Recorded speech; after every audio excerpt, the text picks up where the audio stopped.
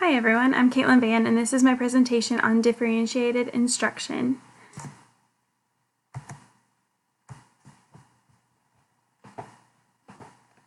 So what is differentiated instruction?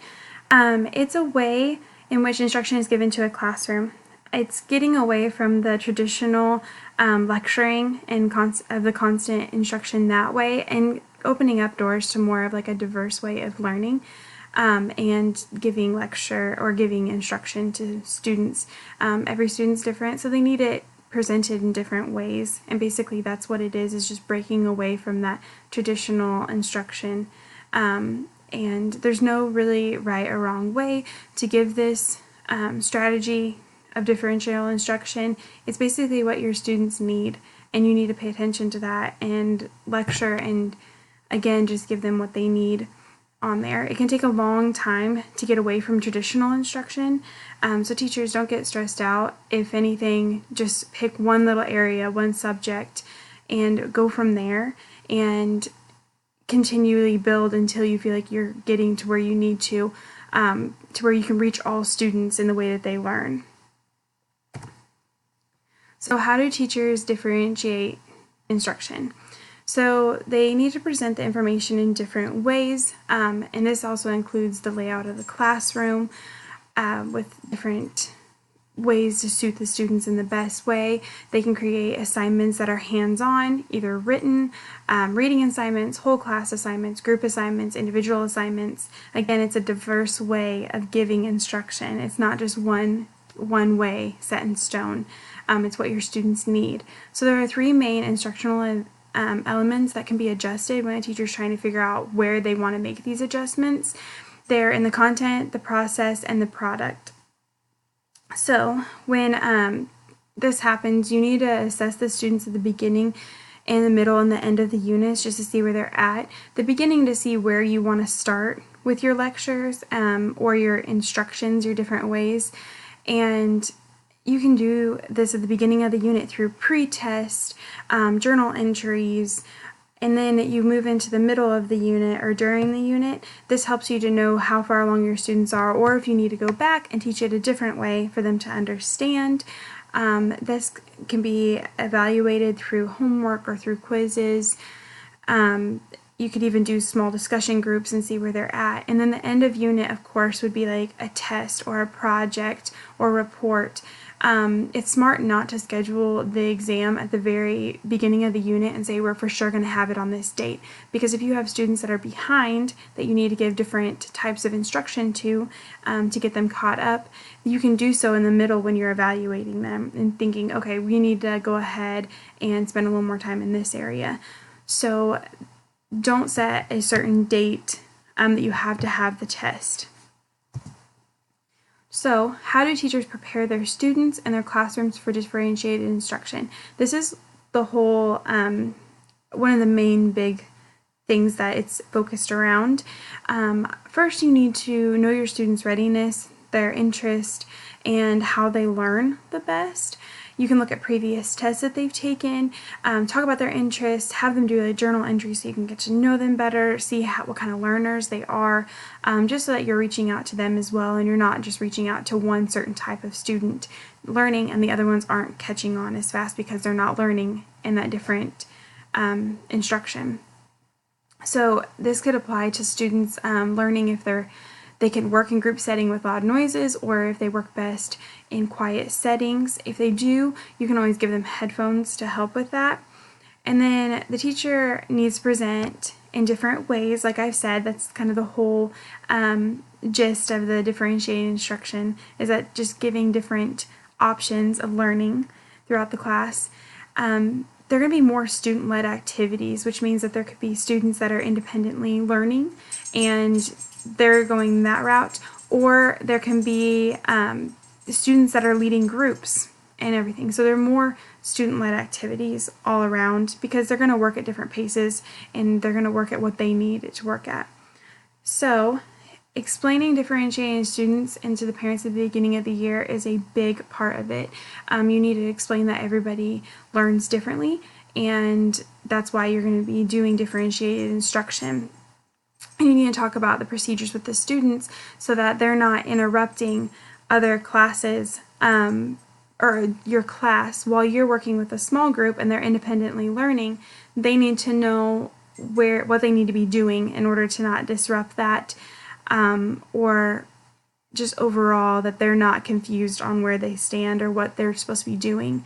So you need to consider the arrangement of the classroom. I put a picture here on this slide because she has, or the teacher has, this classroom. You can see where there's groups of students. She may have separated them into their types of learning, but also you can tell in the back corner of the classroom there's a U-shaped desk. This helps with like if she or he is wanting to work with the students with like trying to catch up a certain group that may be falling behind or not understanding the material as fast as the students that are independently sitting at desk or in their small groups. So she can pull those students and catch them up to speed with the rest of them. So the arrangement of the classroom makes a huge difference. If you walk into a kindergarten classroom, you could see where there may be like a collaboration rug for students, and that could be their one area where they come to, or at that time they do group for those students that need group interaction on there. It's generally a good idea to place the teacher's desk away from the students just so that they don't thrive on coming up and asking questions all the time or relying on the teacher. They really can work independently and feel like they are being independent in their learning, which is a good thing.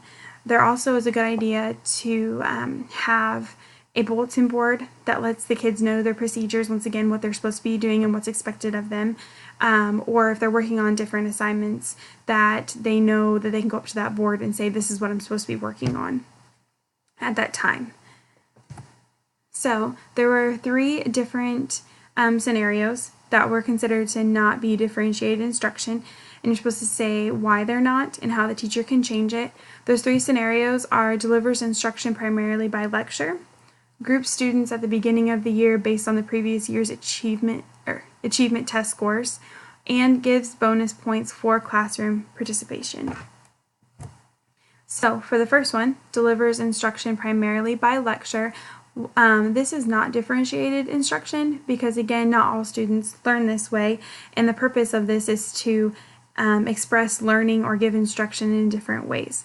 So if they're primarily lecturing, they're only mainly giving one way. It's not always engaging to certain students, so they may become bored and kind of disengage from there and not really learn the material. So how could the teacher change this? Some positive changes could be that she makes a wide variety of different types of activities to make sure that she grabs the attention of all of her students and that all of them are learning the material needed. So some of these activities could include group activities, there could be hands-on activities, there could be times and places to read articles and then discuss as a whole group. There could be independent learning. But again, there's no wrong or right way or single way to use all the information. So all available resources needed to be used at this time.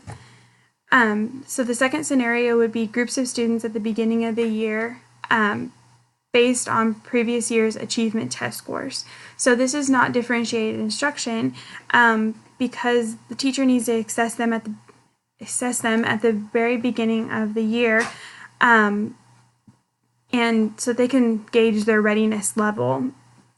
They can do this through a pre-unit test to see where their students are, and not all belong in a group, and their needs could change as their knowledge grows. Another reason that I wouldn't do this or judge off of the previous year is because you don't know how hard they've worked over the summer to get where they need to be on there. So they could not need the additional support that they needed last year on that test. This could change because, once again, each teacher needs to evaluate their students in their own way, in their own light, and see what they feel like the student needs.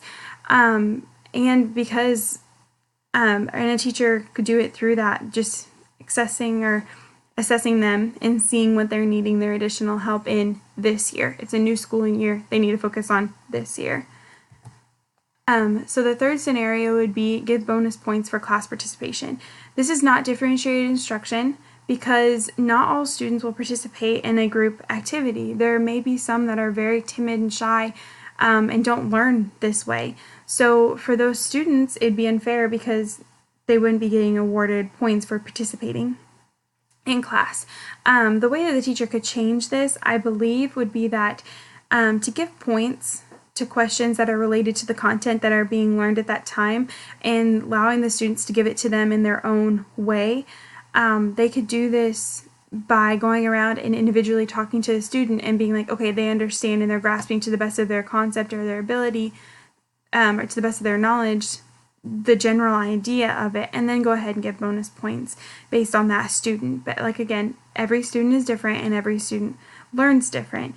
So that's the whole point of differentiated instruction, is getting that information to those students that do learn differently, and not just focusing on one type or one way of doing something. So that here are my references. I really referenced a lot from the module that we learned in our class, and here are my picture sources as well. And I hope that you understand differentiated instruction based off this PowerPoint. Thank you.